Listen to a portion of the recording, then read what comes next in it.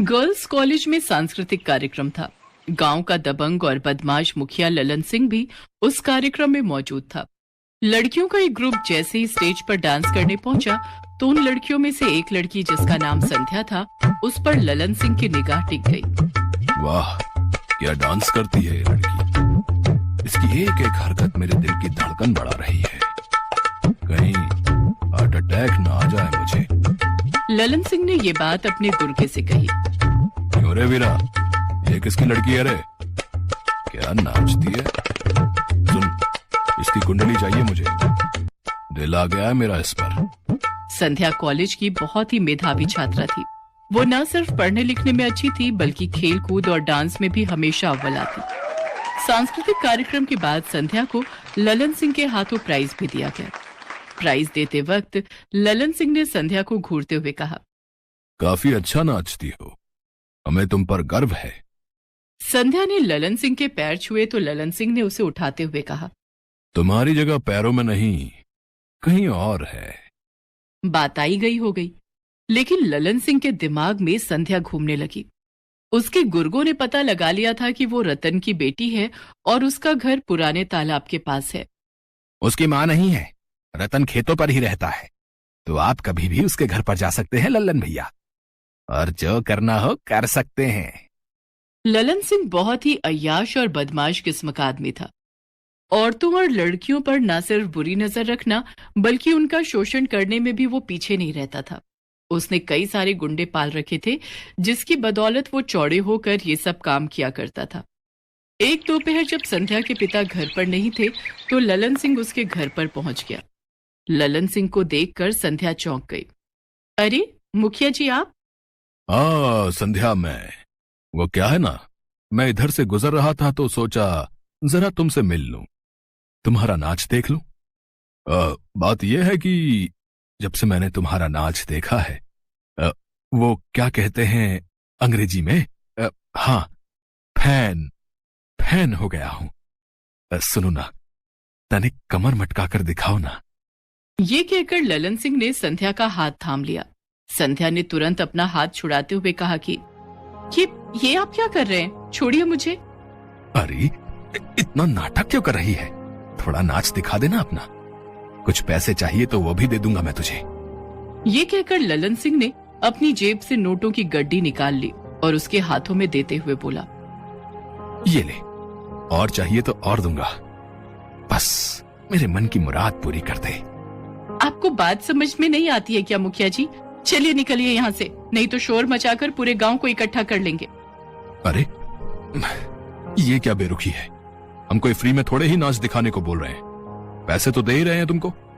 अपने पैसे आप अपने पास रखिए। और क्या समझ रखा है आपने मुझे?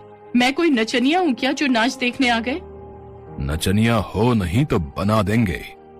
तुमको पता नहीं है हम कौन हैं? लल्लन सिंह नाम है हमरा, मुखिया है इस गांव के। जो चीज हमें पसंद आ गई वो मेरी हो गई, और अगर मेरी नहीं हुई तो फिर लड़की, जिद छोड़ो और आ जाओ बाहों में हमरी। अरे शर्म नहीं आती आपको? मैं आपकी बेटी की उम्र की हूँ। हम जरा बेशर्म किस्म के हैं। ये कहकर ललन सिंह एक बार फिर उससे बदतमीजी करने लगा। उसे ऐसा करते देख संध्या घर के अंदर भागकर गई और वहां से फसल काटने वाला हंसिया ले आई और उसे ललन सिंह को दिखाते हुए कहा, देख रहे हैं ये क्या है? 1 मिनट में आपकी सारी बेशर्मी यहीं काट कर रख देंगे। चलिए भागिए यहाँ से, भागिए। ललन सिंह को उस समय कुछ सूझ नहीं रहा था कि वो क्या करे और क्या ना करे। वो गुस्से में आंख दिखाता हुआ वहां से निकल गया, लेकिन जाते जाते ये कहते हुए गया कि अभी तो हम जा रहे हैं, लेकिन याद रखना, तुझे टॉप की नचनिया बनाकर ही दम लेंगे। रात को जब संध्या के पिता घर आए तो संध्या ने सारी बातें उनसे कही, जिसे सुनकर वो आग बबूला हो गए और गुस्से में हंसिया लेकर घर से बाहर निकलने लगे। बाबा, इस समय उसके पास जाना ठीक नहीं होगा। कई सारे गुंडों की फौज होती है उसके पास। मुझे कोई फर्क नहीं पड़ता बेटी। उस मुखिया की इतनी हिम्मत, वो घर पर आ गया। अरे उसके गुंडों का खौफ होगा गांव वालों पर, लोग चुप रह जाते होंगे, लेकिन ये बाप चुप नहीं रहेगा। रतन ये कहते हुए गुस्से में वहां से निकल गया और ललन सिंह के घर जा पहुंचा। ललन सिंह, तेरी इतनी हिम्मत? तू मेरी बेटी पर बुरी नजर रखता है। मैं तुझे नहीं छोड़ूंगा। ये कहकर रतन ने ललन सिंह पर हमला कर दिया, लेकिन ललन सिंह ने खुद को बचाया और अपने गुंडों को आवाज दी। राका, लाखन, बिरजू, वीरा, अरे कहाँ मर गए सबके सब? जल्दी से यहाँ आओ। ललन सिंह की आवाज सुनकर उसके गुर्गे हाथों में डंडे लिए हुए वहां आए। क्या हुआ मालिक? क्या हुआ? अरे देख नहीं रहे हो क्या हुआ? तुम लोगों के रहते हुए ये आदमी हथियार लेकर घर में कैसे घुस गया? कहाँ थे तुम लोग? वो मालिक। चुप करो मुफ्तखोरो। तुम लोगों की मुफ्तखोरी के कारण अभी तो मेरी मौत ही हो जाती। मालिक, अभी से बताते हैं हम। मार मार कर इसकी खाल में भूसा नहीं भर दिया तो मेरा नाम राका नहीं। ये कहकर सारे गुंडों ने रतन को पकड़ लिया। भूसा नहीं भरना है इसकी खाल में, इसका सर काटना है। इसने बहुत बड़ी हिम्मत दिखाई है। ये मेरे घर में घुस आया। अब इसकी सजा सिर्फ मौत है, मौत। काट डालो इसकी गर्दन और जाकर इसके घर के बाहर फेंक आओ इसकी कटी गर्दन। ललन के गुंडों ने रतन का सिर काट दिया। उधर संध्या अपने पिता का इंतजार करते करते अनजाने भय से भर गई। अगली सुबह उसके लिए इतनी भयावह होने वाली थी उसे पता नहीं था। वो घर से बाहर निकली तो एक पॉलिथीन में उसके पिता का कटा हुआ सिर दरवाजे पर टंगा हुआ था। बाबा, बाबा, ये क्या हो गया? बाबा, ये क्या हो गया? पूरे गांव को पता था कि ये किसने किया है, लेकिन ललन सिंह के खौफ के कारण सभी चुप रहे। उधर ललन सिंह का मन और भी बढ़ गया था। वो एक बार फिर से संध्या के पास जाने की सोच रहा था। इस बीच उसके मोबाइल पर संध्या का फोन आया।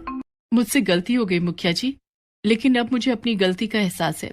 आप जो चाहते हैं, जैसा चाहते हैं, मैं करने के लिए तैयार हूँ, क्योंकि मुझे जीना है मुखिया जी।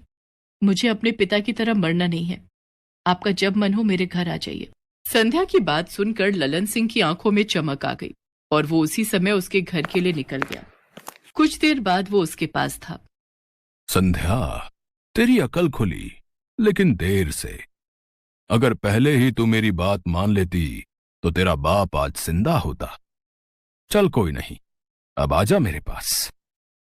ये कहकर उसने संध्या का हाथ अपनी ओर खींचा, लेकिन उसे पता नहीं था कि संध्या उसके साथ उसकी इस हरकत के लिए क्या करने वाली है। संध्या के हाथ में उस समय कुल्हाड़ी थी। ललन सिंह ने जब उसका हाथ पकड़ना चाहा तो उसने कुल्हाड़ी का वार उसके हाथ पर कर दिया। उसका हाथ कटकर जमीन पर गिर पड़ा। वो दर्द से चिल्ला उठा।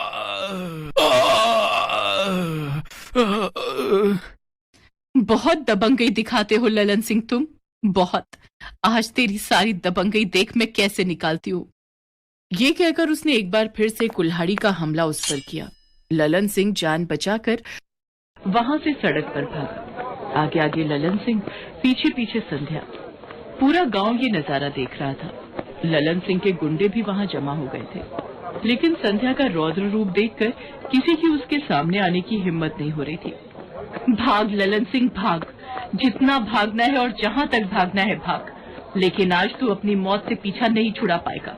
मार दूंगी मैं तुझे, मार दूंगी। भागते भागते ललन सिंह की टक्कर सड़क किनारे रखे एक बड़े से पत्थर से हो गई और वो मुंह के बल गिर पड़ा। संध्या तेजी से भागती हुई उसके पास पहुंची और उसकी गर्दन पर कुल्हाड़ी को रख दिया। अरे माफ कर दे, मुझे माफ कर दे, मुझसे गलती हो गई, माफ कर दे। गलती? तूने गलती नहीं, पाप किया है, और पाप का अंजाम पता है क्या होता है? ये कहकर उसने कुल्हाड़ी का वार उसकी गर्दन पर कर दिया। उसका सिर कटकर जमीन पर गिर पड़ा। जिसने भी ये विभत्स दृश्य देखा सभी के रोंगटे खड़े हो गए। लेकिन इस घटना के बाद पूरे गांव वालों के चेहरे पर एक शांति भी थी, एक राक्षस के मरने के बाद की शांति।